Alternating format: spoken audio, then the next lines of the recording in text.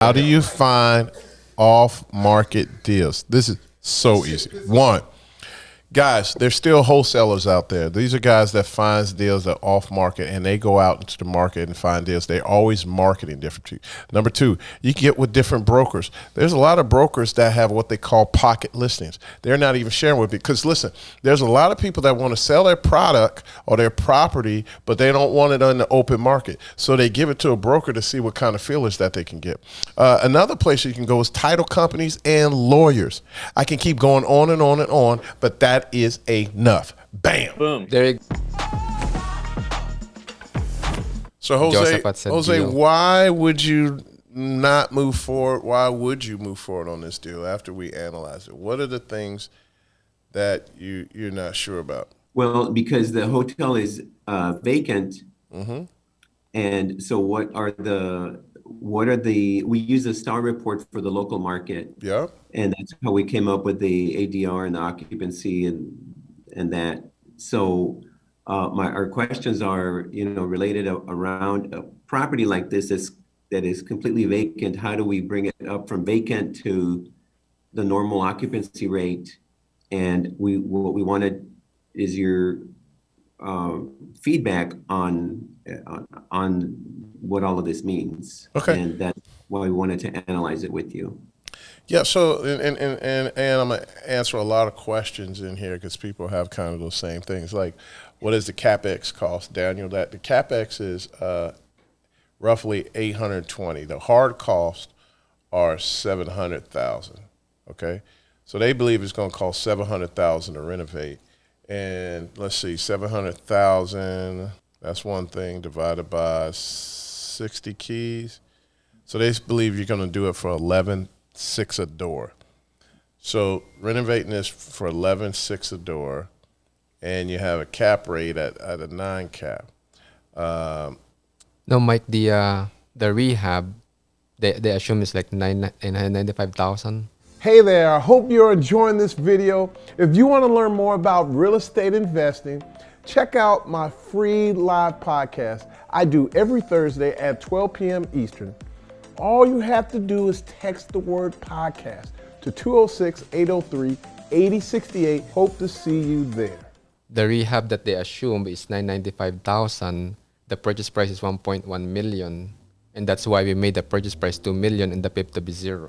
Oh, I'm sorry. No, but I'm looking at sorry, you're right. That was the investment. So right.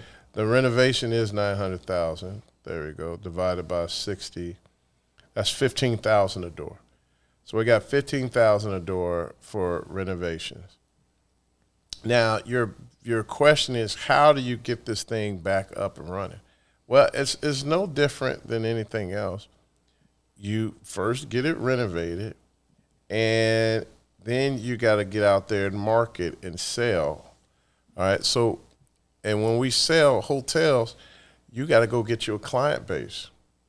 Now, for you on a smaller boutique brand, because are you going to get a flag for this, or are you going to leave it unflagged?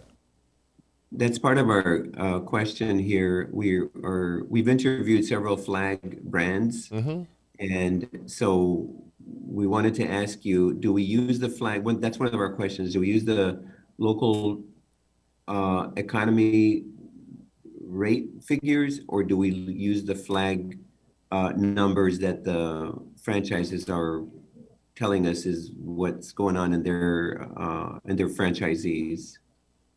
So in order to determine that, there's a couple of things. You got to look at your STAR report, and you got to understand what market you can attract.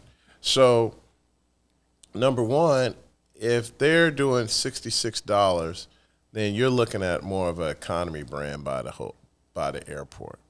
Now you're talking about like choice brands, economy, all the lower end brands.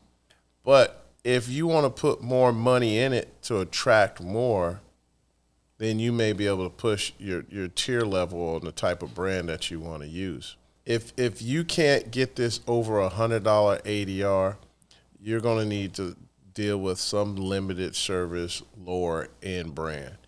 But again, you still can make money, and that could be a Best Western, quite frankly. It could be what are some choice brands? I don't want to go into Super 8 or anything like that. I can't think of those other brands. And not a Motel 6. Let me see what's another brand you could use here. Choice brands.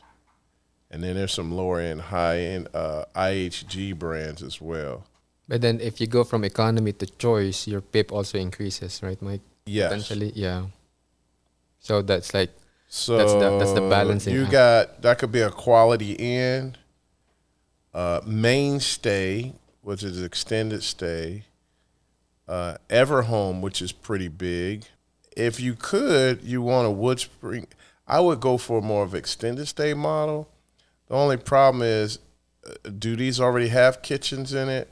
And if they don't, if you would keep renovating, you'll expanding the walls, you'll lose the size of the room. So are these Right. already small rooms or decent size? How big are the rooms, Jose? These rooms are basically 12 by 23 feet. They do not have kitchenettes. We have discussed this with several franchises. One of those is the Red Roof brand flag, and they've converted hotels in the local market, and it seems that they're doing well as a flag brand. So we were considering to do that. There's other hotels in the neighborhood, such as Quality Inn. Yep. I think Best Western are already in this immediate market within a mile of this location. Okay. But there's no Red Roof in this. The closest Red Roof to here is probably 10 miles away. What about a On the other Sleep side of Inn the or airport. Connell Lodge? Did you say, hold on, did you say the size of the rooms is 12 by 23? Yeah, so it's just shy Well- of 300 square feet. Yeah, Yeah, just 12 under by 3. 23. Yeah. Yeah, that's kind of small to be converted to extended stay anyway, and also too small to be converted to apartments. Right, Yeah. Mike? So yeah. So I mean, I think economy is your best bet. Now, do you want a boutique economy or you want a, branded economy? Well, the thing about the branded is when you're getting into all these different systems, they already had a reservation base of brand loyalty. Right. So meaning you're not going to be starting from scratch. They already have people in the market looking for these brands already. So that's where you can get, but you're going to have to find some type of traffic that you feel will take your market. Now, economy brands do extremely well. You just got to get out there and start selling and figure out how, what we call shrink your hotel. What we mean by that, you find a client base, a program, or anything that will lease your property.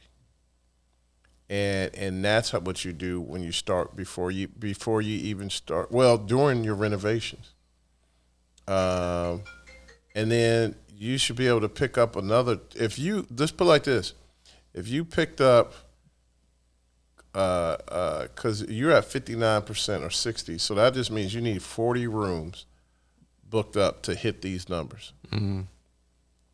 So, I mean, if you go find you a contract at $29, a 25 room contract, that's half your battle. And then you'll find 15 to 20 a day from what we call OTAs. That's your marketing.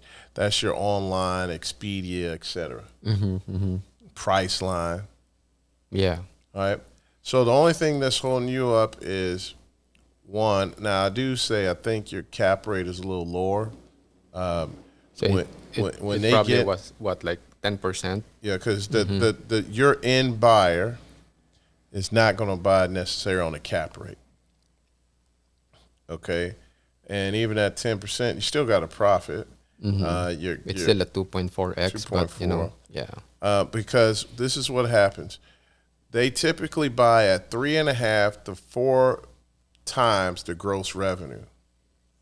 All right. So if your gross hotel revenue is 888,639, and we'll say times 3.5, that's 3 million. So far so good, right? That's the low side. So that's good.